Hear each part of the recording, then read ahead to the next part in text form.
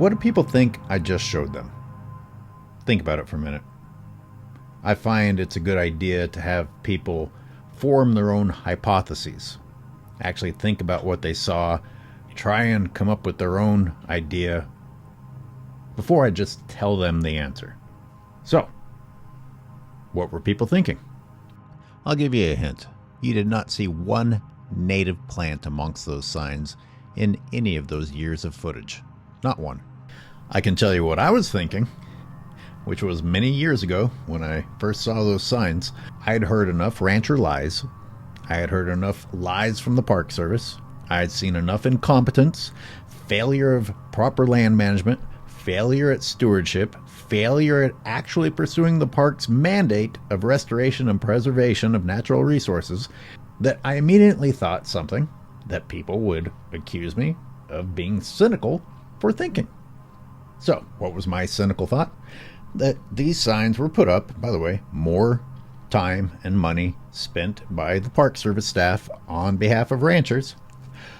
Signs put up to keep the public away from ranchers.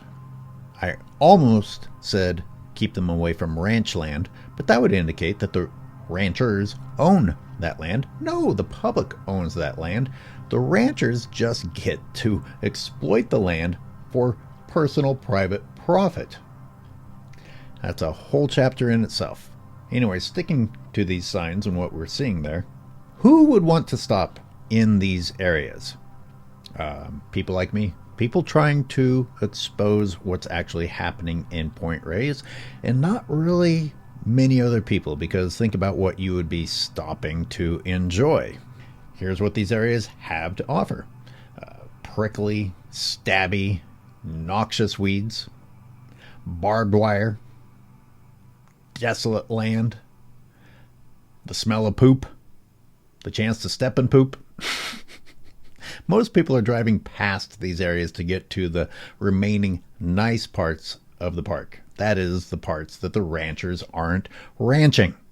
With the exception of people who, one, caught glimpse of elk passing through that desolate shithole land.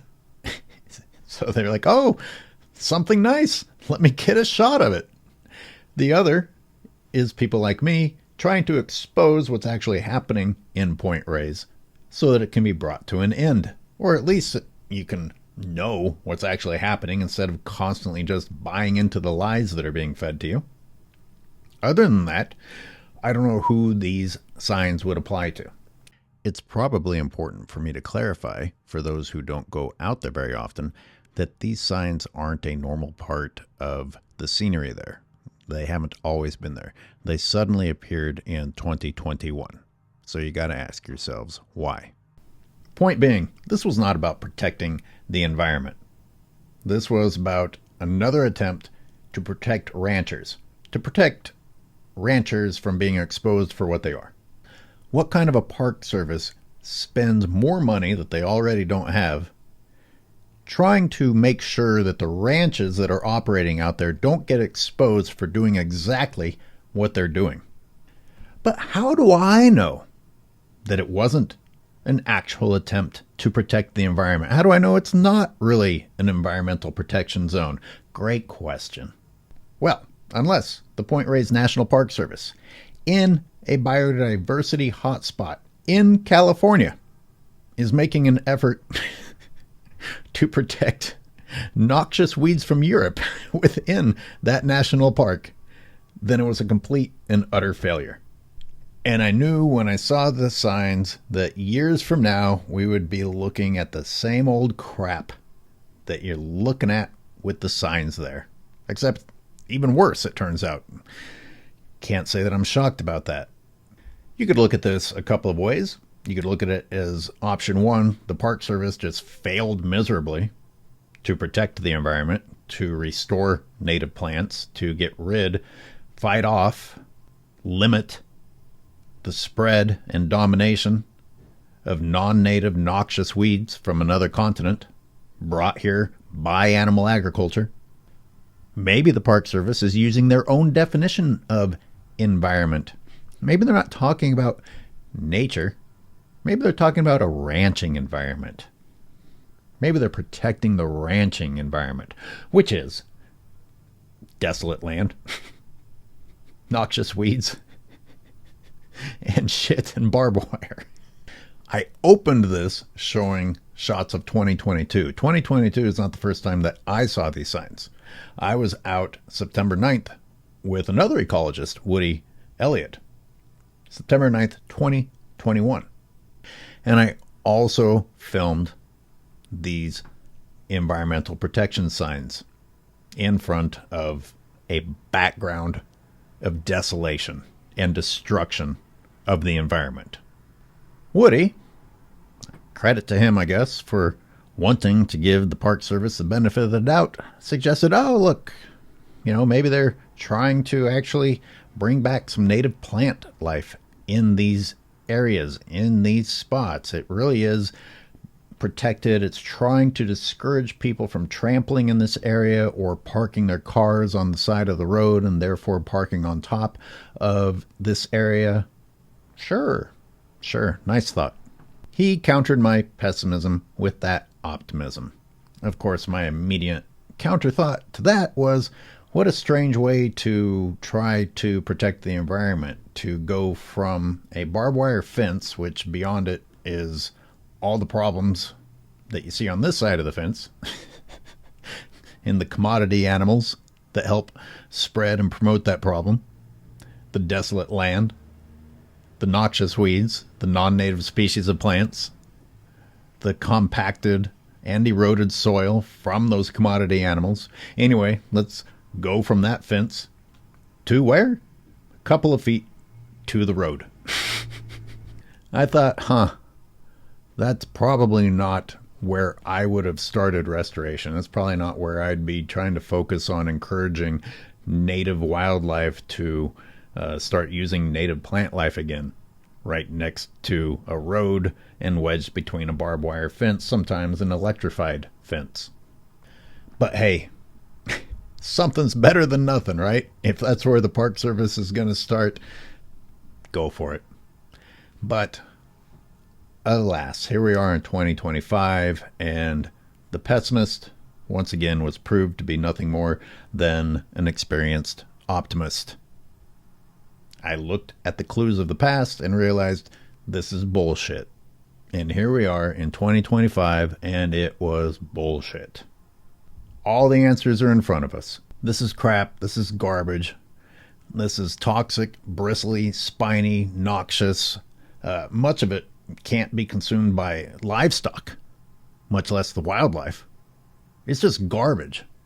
I guess you could argue a variant on this, that there was never any actual plan of protecting the environment and that the same shit was going to continue right amongst the environmental protection signs that was already taking place there.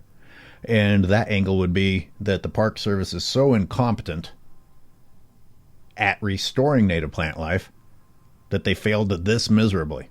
If anything is happening here, we have a promotion of non-native plant life.